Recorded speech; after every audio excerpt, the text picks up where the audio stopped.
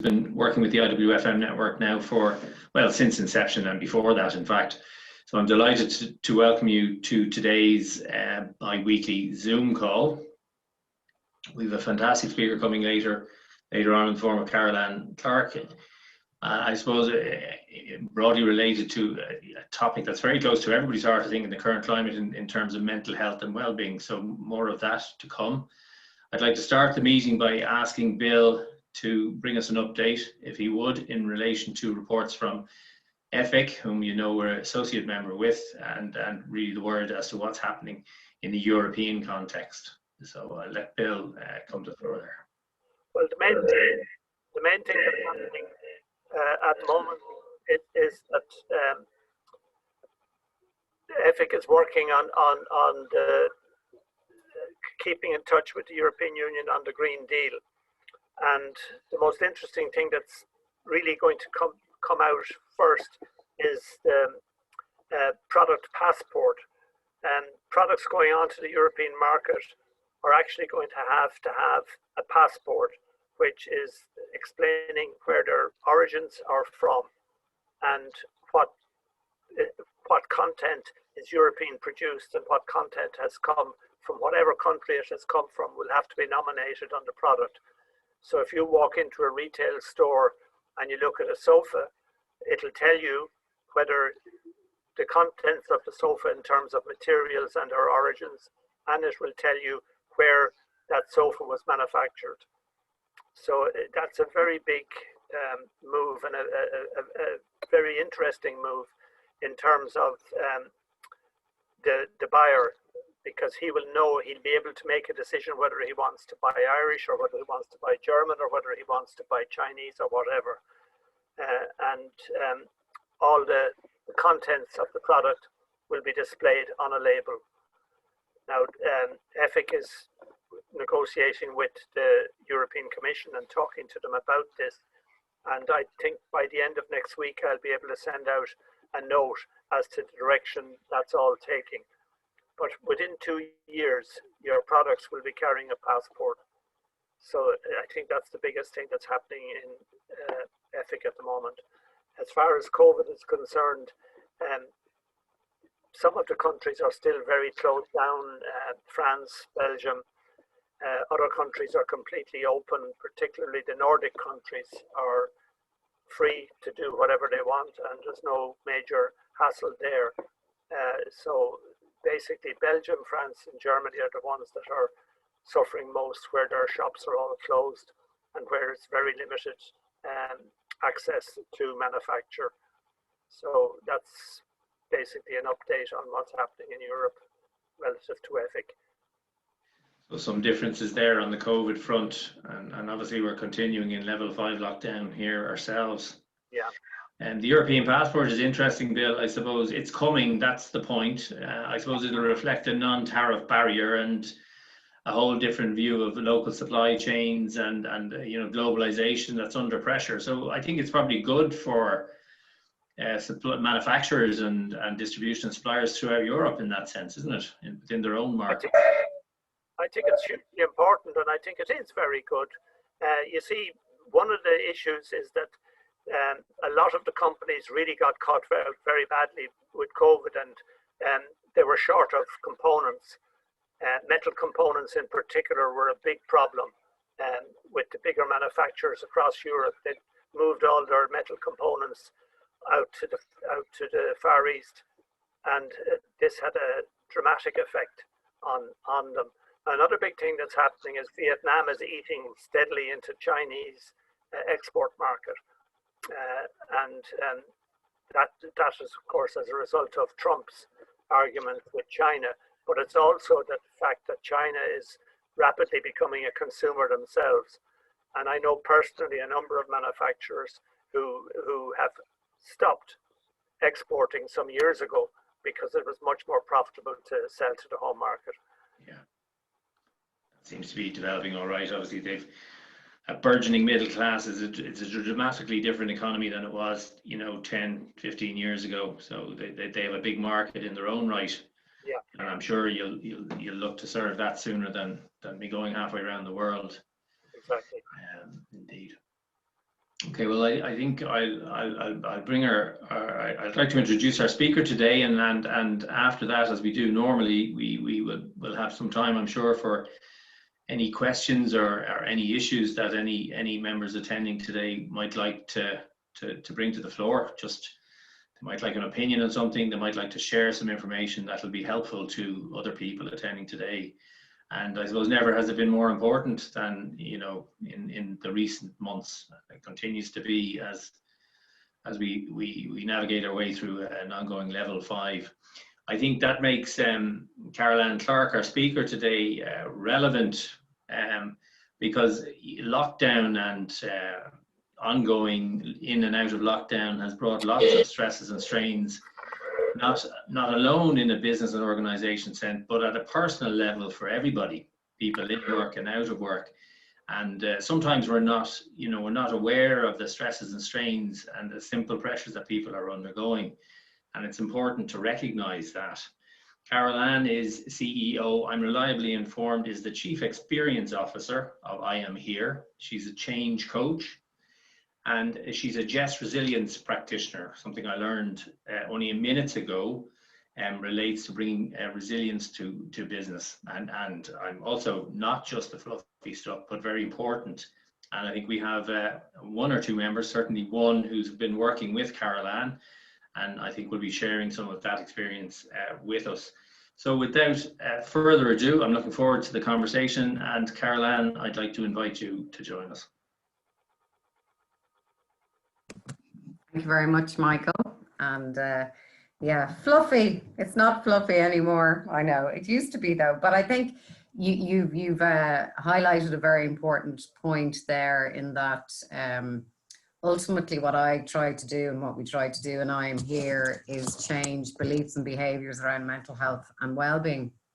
And it's interesting there the way, you know, that you rightly talked about the last year and what we're all experiencing. We're all having very different experiences. I look at all the dry road people up in the 40-foot in Dublin having a great time because, you know, they've, you know, people who've been working abroad and are now at home and they're having a good year, but other people have had a very difficult year. So everybody's story is relevant and unique as well.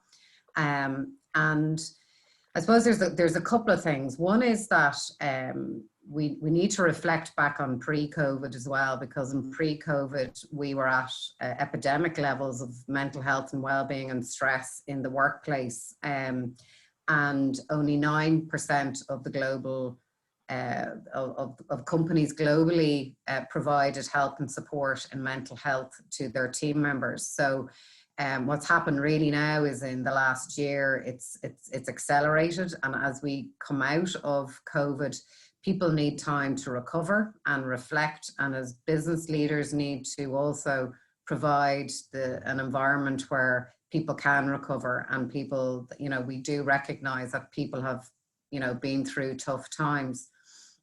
And that's really what I guess I'm Here is all about. In that we try to work with companies and partner with companies to provide that kind of safe and supportive environment for people to A, express how they feel, and B, get the help and support that they may need. And equally, we invite people to come forward who we work with to help them develop skills around conversations that they might like to have with people who are vulnerable or not feeling okay. This is all very simple stuff in that it's all about tapping into the fact that every single one of us that are here today experience things in our life, and it's absolutely normal. So that can be down to somebody, you know, breaking up in a relationship, for example, or having financial issues, or you know, one of our ambassadors in a company talks about the fact that when his first baby was born, you know, the trauma of that and not knowing what to do, and his wife was sick. So we all go through these normal things in life, but yet we're taught to kind of not talk about it and just, you know, get on with it, essentially. And the problem with that is that it all builds up, and a lot of us end up just living in our heads. And, you know, we can end up being physically sick, or we end up with mental health issues. So really what we're trying to do is A, recognize that, and B, kind of encourage people to say, like, it's absolutely okay to be vulnerable. It's absolutely okay not to feel okay, and wake up in the morning and acknowledge that, and be able to get help and support that you need. So I'm just going to show you a couple of videos. This video is for the construction industry. I know some of you work, as part of the supply chain, but it's just to give you an example of some of the content that we put out there, just to highlight the importance of mental health. So I'm just going to share my screen here for a moment and make sure I'm sharing my sound as well.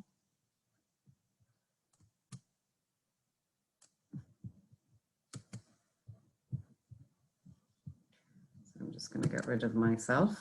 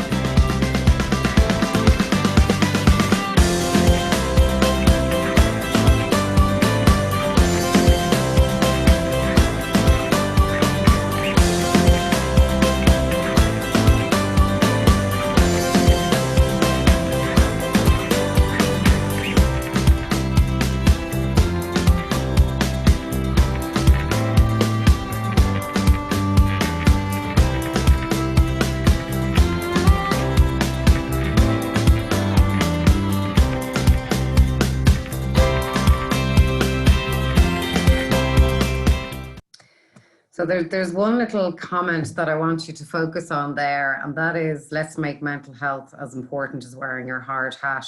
So I just want to give you an example of one of the clients that we work with currently, and they spend about 3 a year on, sorry about that.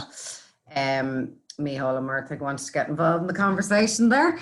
So one of our clients spends 3 million a year on health and safety, physical safety, and in 30 years of business, they've had 9 fatal accidents due to physical, health and safety issues.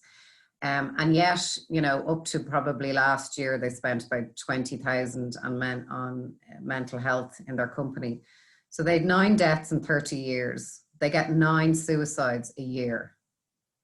And they used to spend about 20K in mental health. So what we're saying is that, look, it is as important as wearing your hard hat. We've specifically gone into companies because they've come to us and said, look, we're having a number of accidents at work due to mental health issues, because people are coming to work not feeling okay and being distracted, falling off forklifts, etc., etc. So we really are trying to kind of raise the agenda on that. And interestingly, the companies we're seeing the most success in is male-orientated companies, which people kind of go, you're mad going in there, because, it's very difficult getting men to chat about their feelings, But it's basically the simplicity of the program. And I am going to bring Alan in a minute and talk about it. But I am going to show you one more little video, because it's better than listening to me. But it'll just give you the essence of what I'm here is about. So I'm just going to share my screen again.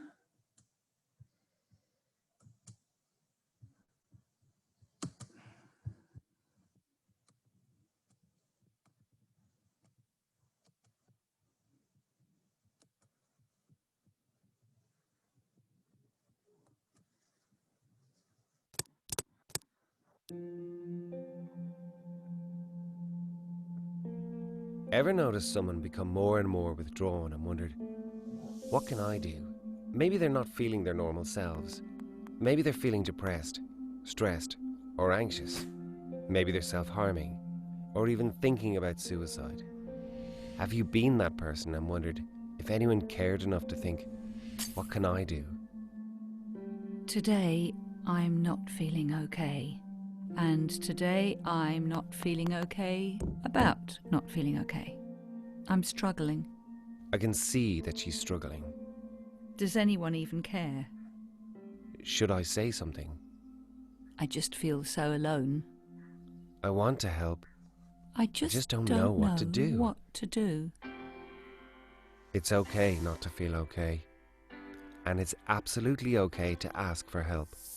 It's also okay to guide others to help or support. We want you to work and live in the most compassionate, caring, and supportive environment. We want people who battle with their mental health to have the help and support they need whenever they need it. And we want you to play a role in guiding people to that help and support. We know that people can be best cared for and supported as we build our tribe and develop our ambassadors. By doing this, we will be able to live and work to our full potential. We need you to join the tribe or even stand up within the tribe and become an ambassador. Tribe members and ambassadors come from all parts of the workplace and wider community. As a member of the I Am Here tribe, you will learn to help build a culture of support, promote the purpose of I Am Here to others, and recruit more tribe members. If you decide to stand up within the tribe and become an ambassador, you will learn to develop the courage, confidence, and skills to show you care, ask the question, call for help. Do you want to change the world one compassionate connection at a time? If so, join our tribe today.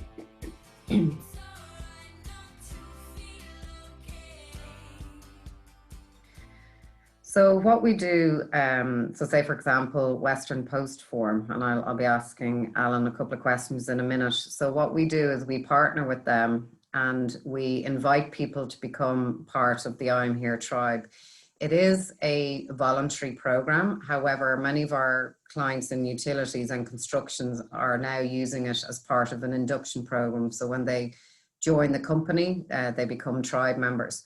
And what does that mean? Essentially what it means is that you'll have the skills to recognize if somebody's not feeling okay. You'll be able to kind of bypass the internal barriers that you might have, because we all want to help one another, but we don't necessarily know what to do. And most of them are down to internal barriers that we have. So it's about moving around those and then teaching people what we call clear skills. So how to demonstrate compassion. What does listening really, entail and mean? What does empathy mean? What does acceptance mean? And then how do you bring your own real self to a conversation? Recently, I spoke to a supervisor on a construction site, and he talked about the fact that, with his family and friends, he shows a huge amount of empathy, but when he comes to work, he has to almost, peel away his personality and become somebody else. And through I Am Here, that's changed. And I mean, he said that in front of about 50 people. And, it was a lovely moment where somebody had genuinely, expressed, the benefits of learning to be a tribe member. And then we also a smaller percentage of people become what we call I'm Here ambassadors. And really what they do is show you care like a tribe member, but we also teach them how to ask the right questions to get somebody to express how they feel. We don't counsel, we don't diagnose, and we don't advise. We really are a listening ear. And it's really to get somebody to express how they feel, not necessarily what's causing it, but just to get them to reach out. And then last but not least, then call for help. So should somebody need a next step, that they can signpost them. So every company gets their own digital arena where we list help and supports. And going back to the point I made earlier, because we all experience different things and events in life, it's not necessarily about going to a therapist or a counsellor. It could be across any wellbeing pillar, from mental to social to physical, spiritual, financial, career and support. So we list all the different helps and supports across all wellbeing pillars, both within the company and in the community. because a lot of people don't ask for help because they don't know where it is. So we like to shine a light on all those brilliant resources out there that people can get help. And to be honest with you, most people just want to have a chat and feel listened to and supported and don't need any help at all. But it's about that early intervention piece where we kind of give people the permission to just let off a bit of steam or just express how they're feeling on a more regular basis. And ultimately, it's about friends and work colleagues helping each other. There's no hierarchy. And because it's voluntary, you're inviting people in who genuinely want to get involved in helping one another. And that's really the essence of it. It's a very simple movement that we have. And the way it works is that you all get your own project manager, and we work with you. We provide you with all the assets that you need, like posters and merchandise and little video scripts if you want to do videos, etc. And we help you to launch it and attract people to it. And educate people as well. And there's webinars and all the lots of different content. And that's the way it works. Because if we want to create change, it's not like a wash and go training course that people do. This is a long-term commitment linked to the values of your company and your desire to help your people. So I might just use the opportunity maybe just to bring in Alan, who has been working with us for probably about a month now. And I guess there's a couple of questions I'd love to ask Alan. And one is that, you know, what was the reason you want to get involved in I'm Here? And you're also an ambassador as well. So it might be just nice just to hear about what it means to you. And I think Trina is on the call as well. So, and just maybe the initial impact of I'm Here, you know, with your team members. And also I just wanted to say that Alan and Trina and the team have been amazing in terms of their commitment to bring this to their team members. And that's what makes the difference is their partnership with us as well. Yeah, I suppose mental health, I lost a good friend to suicide a couple of years back, maybe 5 years back. So it's always been something close to my heart. And I suppose we worked with Jim, who's probably the CEO on this. He's the leader behind this I Am Here program.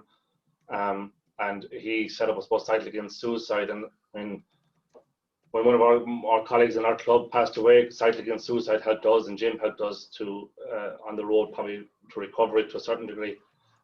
So when this fell on my desk, we did research onto it and we took it on board. And I have to say, it's been overwhelming success here in our premises. We have the guts of 50 staff, and already in the space of 2 weeks, we probably have 80% of our staff have trained up to be tribe members, which is, I think, above average. I think if Carole Ann is right, if I'm right in saying that. But the whole morale around the place has changed among all the lads out in the factory, and I suppose it has taken this divide between the hierarchy and the lower, you know, the staff members. We're all in it together. We've had a launch, Trina and Trish and Maura did a launch, small launches there the last 2 weeks ago, and the amount of feedback we've got from it was huge. The day after one of the launches, the following day at 9:30, I had a guy into me, just wanted to talk, broke down and told me his story. He's here 26 years and never opened up to anything like this before, but found after the platform we laid out from, he found it easy to come and talk to us after 26 years. Another guy told us that never told us before that his best friend died of suicide and never told anybody about it. But found after he knew there was a list in here again, he found a comfort in telling us. And I suppose another colleague thought he wasn't doing enough for a friend of his that is suffering from depression, and because he wasn't going getting help. But as Carole Ann expressed to him, that even by him listening, he was helping. And so you have different roadmaps for different people, but it's an extraordinary program that they've set up. And here, most important, we are only delighted that we have actually taken as the best money I've ever spent in the company, and we've never been more excited about rolling it out here. I suppose one of the things that you learn in it, and I think it's always has stuck to us, Like one of the greatest gifts that you can receive from somebody is for them to show you how they feel when they're not okay. And that's what, in a nutshell, what it means to us here.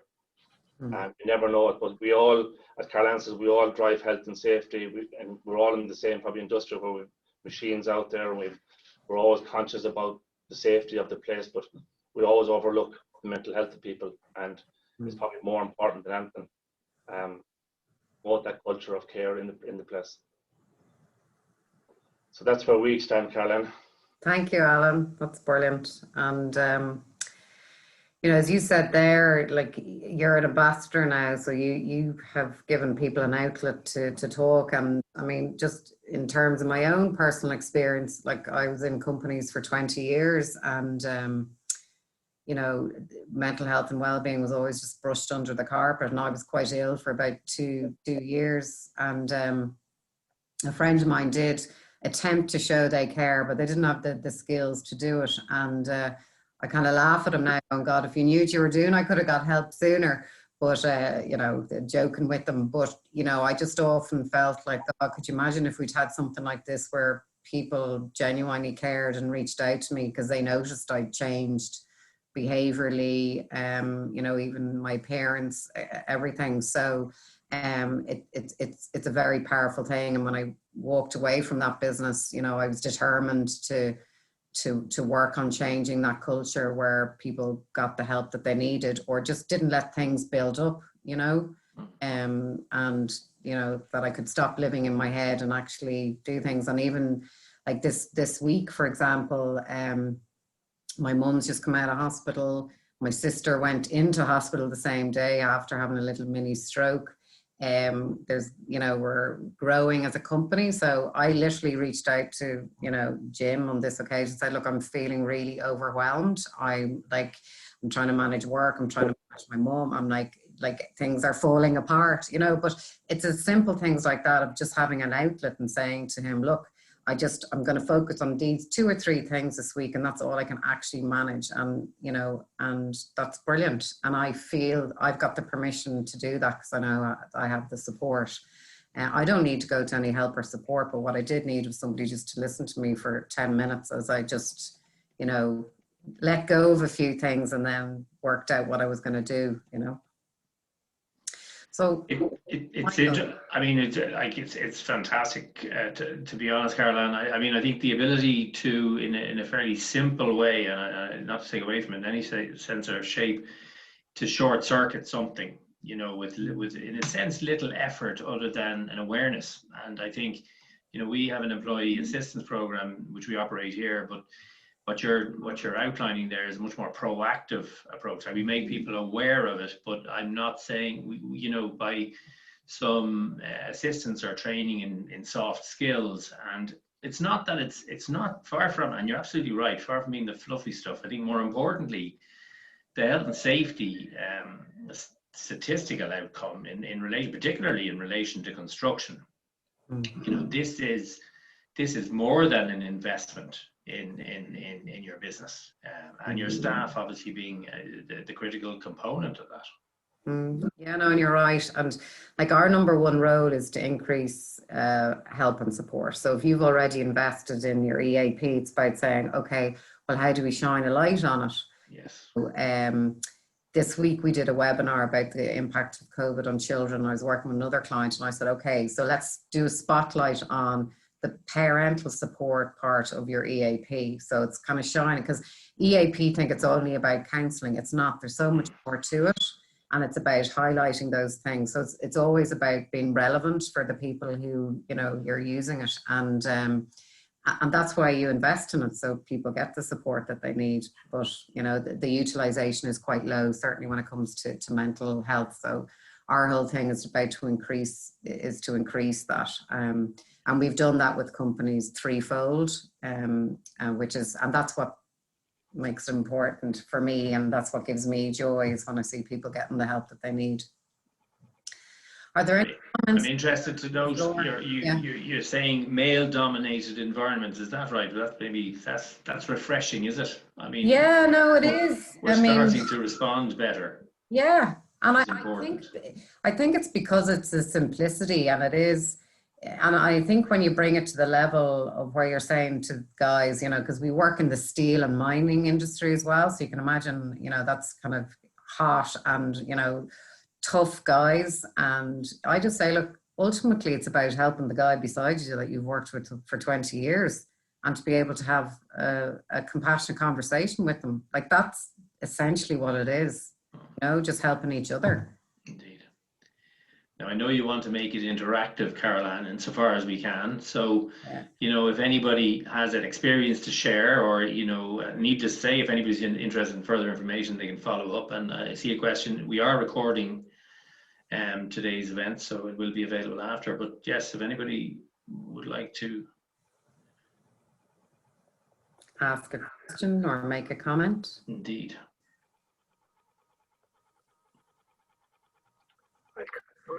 I'm coming there, Michael, if I may. Yes, Bill, please.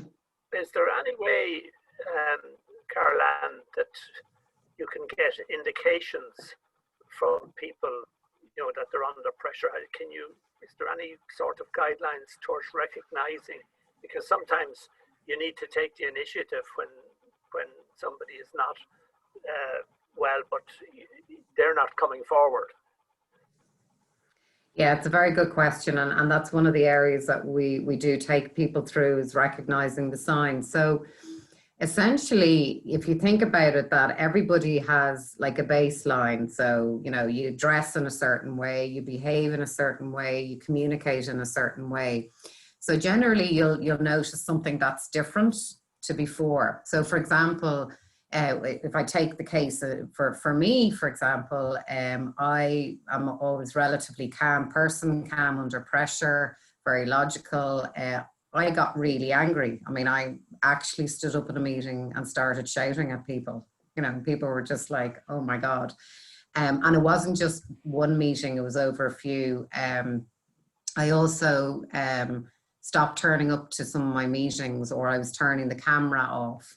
So, you know, there's things like your appearance might change, for example. Your behaviors might change. Things like, you know, even in a virtual world, you could have been somebody who always turned your camera off and suddenly you don't turn it on anymore.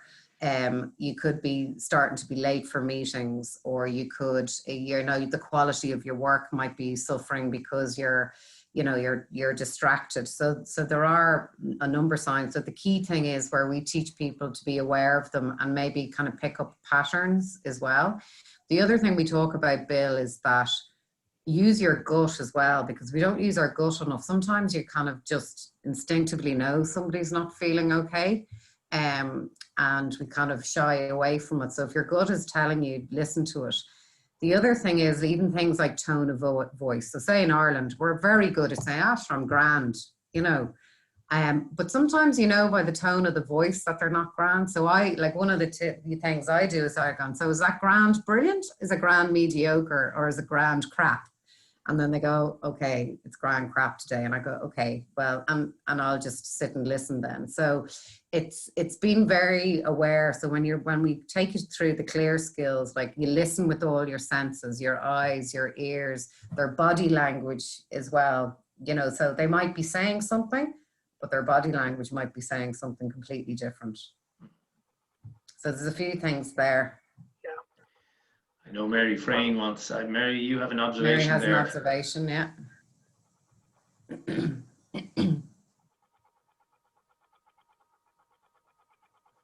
I think you're muted there, Mary. I'm not sure if you're speaking.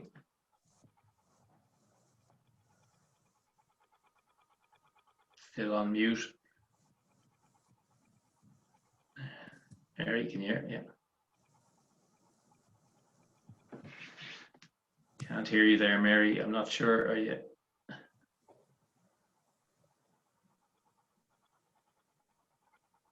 Still no sound. If you want to type I'm not sure if you're having trouble at your end, Mary, you could type it into the chat box and Carole Ann can respond from there. Still no sound here. The wonders of technology. Yeah, I mean, I'll comment on Austin's while we're, Mary is maybe typing. Austin made a comment, very moving stuff. I think people think nobody wants to hear their problems because they have enough of their own. Yeah, and look, you're right. I mean, people don't ask for help for lots of different reasons. One is that, you know, that they don't want to burden somebody else. Another one is that when you're not feeling okay, you can have the blinkers on. So you're just trying to get through whatever is causing it. And also don't forget, we've grown up in a culture where we've been told and nurtured not to express how we feel. So it's not a common thing for us to do. So we're almost unlearning and relearning how we approach our own mental health and well-being. And the third, which you see a lot in the workplace, is that there's a fear that there'll be negative repercussions if they, and it has happened in the past where somebody wasn't feeling okay and they might have ended up like missing a promotion or being managed out of the business. And I know certainly when I was leaving that company, you know, and I had an exit interview, like their thing was, but you haven't been happy for a while. And I was like, are you actually kidding me? Yeah. I've been mentally unwell for 2 years. Now I chose to leave the company, but I did see people being, you know, treated in the wrong way. And that's thankfully all changed. So you're right, Austin, you know, that's one of the reasons, but it's complex, you know. There's another message here, I think. There's a couple coming through there. I think Mary's. That's Latita. I hope I pronounced your name correctly. I work in an environment with over 70 employees, and I have an open door policy, and I found that when people know this, they actually do come forward and talk to me, with the majority being male employees. What I found, people sometimes, they are going mad, but the feelings they are experiencing are normal for what they are going through, and sometimes need not to be so sore on themselves. Yeah. So you've made a really important point there, Latita, in that it's the permission piece. And that's why we call it kind of a cultural program, because what we're asking the company to do is give that permission to all of their employees to come to work and know that they feel supported. And that's why we sometimes link it to company values. So one of the companies I work with, they tie it to their value of family, for example. And that's where leadership teams are very important, that they sponsor this. You know, like Alan has, you know, stepped forward. He's become an ambassador straight away. He's opened his door up. So that, what we call the permissibility piece is important. And the other point you make, you know, that normal piece, you're absolutely right. Like I'm a mental health coach as well. And some, you know, men come into me and go like, is it normal to be like, I'm, you know, actually sitting down talking to you like this? And I'm there going, so is it normal to sit down and reflect on your life and actually want to make positive change? Absolutely. You know, so it's changing that perception that it's not okay to show vulnerability. It's absolutely okay to look after yourself on a daily basis and make sure that you're sound in all elements of your well-being. Mary's come through there with a note. So she involved an organization of 180 people, but only 2 occasions where something was brought to her attention. But I see she's saying getting the time to see how each was. She was just too nervous, and sees the potential in this as fantastic to enable you to respond. And sadly notes that she would have also lost 2 employees to suicide, which is an awful thing. And again, short-circuiting something simply. Joe, you have your hand up there if you have a question for Carole Ann or an observation. Yeah, Carole, thank you for the presentation. Just a quick question. Sorry, this one has come at it from a slightly different angle and maybe a little bit controversial, but have you come across any companies that are afraid to address the issue in case they will raise the issue internally, and then you know, so basically they shy away from it because they're afraid of the issues that it might actually bring to the surface, or that it might be mistreated? Yeah, no, I think that's a very good question. Yes, yes is the answer. And what I always say to people is the problems are there. So like, either do you want to address the issue and do you want to create that environment where people are feel safe and get the help that they want, because it is there and it'll come out eventually. It may not be in your workplace. So, you know, I do bring, and you know, what I do say to people is like, also that like, if you want to attract the right people to your company and you want to kind of retain them, like you have to look after them. You can't just kind of bring them to work to do their work and not expect, and you know, expect them to be robots. Like, they are human beings. And it's without getting into any too much the macro stuff, but like any of the reports that you see at the moment, you know, they're saying that, you know, mental health and well-being will become as important as what you call functional or technical skills, you know, in your work, that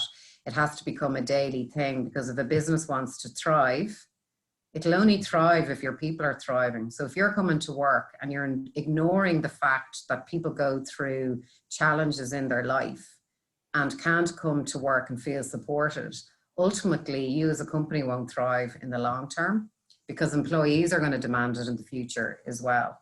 And every report you read right now is saying that. So we're heading that way. I mean, it's going to take a little bit of time, but a lot of the forward-thinking companies are already thinking like that. And I can spot it, Joe, within 5 minutes of having a conversation with people in a company, whether they're ready for I'm here or not. And that's okay too. I've actually, I walked away from a very big deal last year, a huge company, and they wanted to take out all the references to suicide, even though they'd had a suicide in the previous year. And I was there going, but that's fundamentally changing the integrity of the program, because ultimately through I'm Here, you could save a life.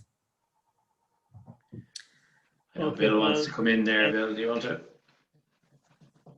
I come in there, Michael? Yeah. Okay. Bill, yeah, I think you wanted to say something. It's been my experience that you have largely two types of companies that operate, us and them and us.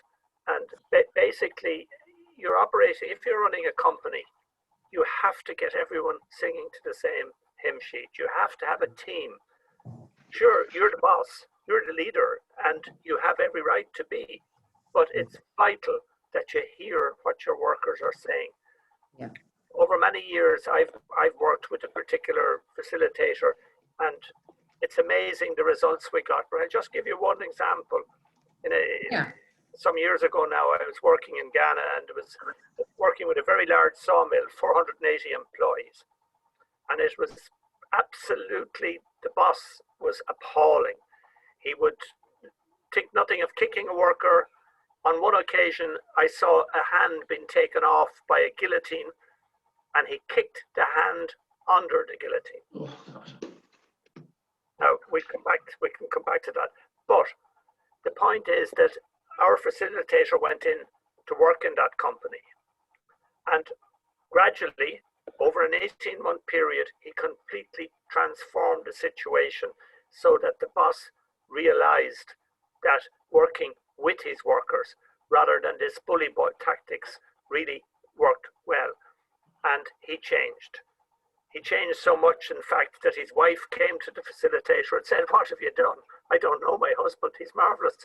But anyway. So it saved his marriage as well. Positives everywhere. That led over a further 3 years to a doubling of output of that company without any increase in volume. Yeah. They doubled their output because now, gradually, people were actually working for and with the company, as opposed to being there trying to do as little as possible because they didn't like them. Many of them hated the boss. And I think you brought up a very important point, Bill, around leadership. And over 80% of, you know, leaders, and I mean, I believe that everybody's a leader, you know, but if you're thinking about people who are leading businesses, over 80% of them have burnout. And, you know, when I'm in sessions with leadership, I always start with them. So here's something for you guys, everybody on this call today. What I want you to think about is a battery. So a battery, when it's fully charged, is working really well and performing well. And then it obviously goes into the red. And resilience is all around how do you keep up in that, the green bars. So it's about thinking about, okay, how do I feel today? Like if I'm actually a battery, everybody just take 2 seconds, like where am I? Am I like up in the green feeling fantastic, I'm thriving, or am I heading towards the red? If you're heading towards the red, everybody just take a moment to think about, well, what is the one thing I could do to even increase 1 bar that'll help my resilience? And that'll be about reflecting around, am I getting enough sleep, for example? Have I been in back-to-back meetings for 3 days? Have I, like, actually analyzing the last few days and going like, what is it that's making me, the bars go down in my battery? And it's a lovely metaphor to use because, like, you know, even before Christmas, I was admitting to clients going to use, I'm actually down in the red. I'm so exhausted. I took 3 weeks off work because I hadn't taken any holidays last year. And I came back refreshed and I was way more productive than I had been before Christmas. So as leaders and everybody on this call, you know, you can only steer the ship if you're fully charged, or, you know, as charged as you can be, because we do know the impact of leadership when they're not feeling okay either. So that's something that you guys can take away for yourselves today. I see Austin has his hand up there. Austin. I guess mine.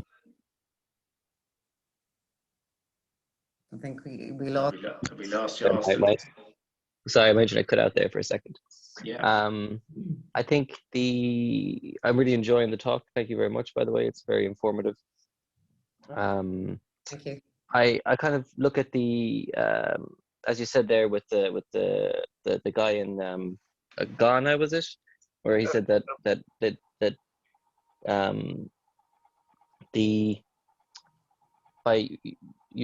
by that them improving their work life, it improved the home life. And I think that's such an important thing to remember, is that, like, you know, people can come home and be very, very stressed from their job and feel like they can't talk to anyone at work, and then they come home and they bring their problems home, and then those problems leak into their kids going to school, and it's such a big, you know, I always look at the British cycling team. I don't know if anyone knows the story of how they decided to improve everything that they do by 1%. Yeah. You know, they decided to make the chairs 1% more comfortable and the bus go 1% faster and all the little things. And they went from not winning a single cycling to being the masters, you know. So I just think that's very important, and I'm just really enjoying the conversation. Yeah, and you're right, Austin. I mean, I know when I wasn't feeling well, because I couldn't get the support I needed in work, my family definitely suffered because I had no outlet. So my outlet was probably more anger at home than, you know, my young kids and stuff, because I couldn't express myself in work, and it had to come out somewhere, but it came out at home in a negative way, you know. So you're absolutely right. And just on as well, I suppose, just on the course, your thought how to self-assess yourself. So we have, let's say, 40 people trained up as ambassadors, or 10 people trained up as ambassadors here at the moment nearly. But every day you come in, you self-assess yourself. So we have actually have a notice board done. So if I'm overloaded with work today, I can take myself off as being an ambassador and put myself down to be a tribe. So it's a self-assessment of yourself. So you're not overloading yourself with more problems. So lads know who they can go to at any specific time. So it's a very important thing that just because you're an ambassador, it doesn't mean that 365 days of the year you're an ambassador. You might be only fit to be an ambassador for 200 of them days. So it's a very good way of self-assessing yourself every day, as Carole Ann said. And if you're not feeling okay, that's okay to look for help, but it's also okay to step yourself back to be a tribe member for that period of time that you're not okay. Yeah. I know Joe is in his mind. He's wondering if as a network we can do anything to help kind of further raise the importance of the matter. I mean, suspect, Alan, that your own experience could be a nice story to tell in some simple, straightforward way. I don't know. Maybe that's something we could think about to help that. I loved your interrogation of the word "I'm grand," Carole Ann. I think it's an absolutely Irish. I remember meeting some people years ago. Landed in the plane. They'd been away from Ireland for a couple of years, and they asked us, "How are you?" We said, "We're grand. We're grand." And it was just, they just cracked up. They hadn't heard it said for however long they'd been out of the country. but we use it to mean so many things. I think that's the point. We do. And your ability to short circuit this. Yeah. Bill, I'm seeing we're coming up to about 10 to the hour there, Carole Ann. So yeah. I'm not sure if anybody else has any observations. I found it very encouraging. I'm sure I speak for everybody. I think, you know, a couple of people have mentioned some sad personal experiences, and in fact, the steering committee of the network has had a very close to home event, which was really shocking, to be honest. I think, I'm not sure, Bill, are you looking there just to make a final point for Carole Ann?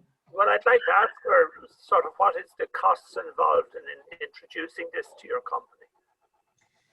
So it depends on the size of your company. So we work with you on it's per team member. So it's a monthly subscription per team member is how it works, but it'll depend on the size of your company. So obviously the bigger you are, the pricing comes down.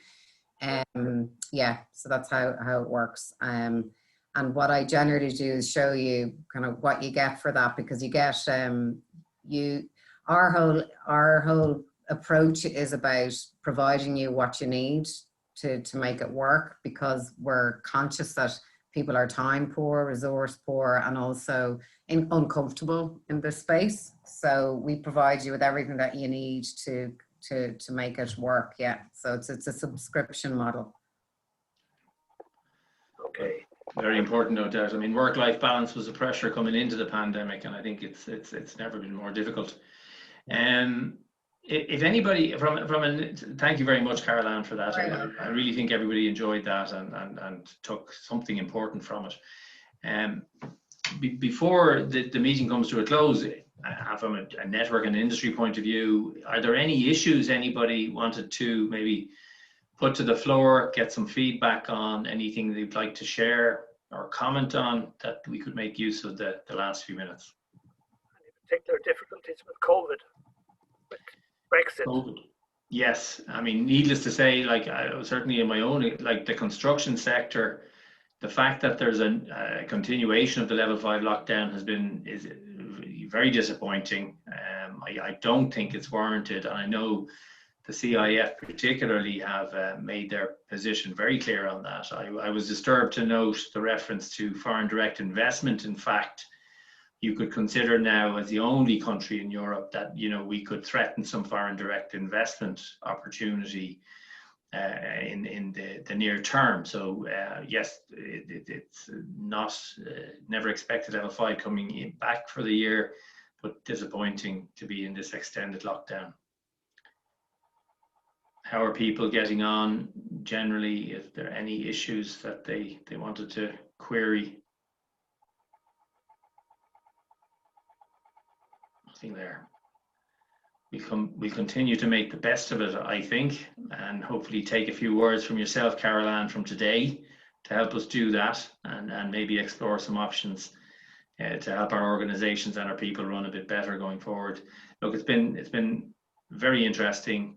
I'd like to thank everybody for attending today, and look forward to catching up with people individually or otherwise in due course. So we leave it there. Thanks, everybody. Take care. Thank you very much. Very much, Carole Ann. Thanks. All the best, guys. Stay Bye. safe.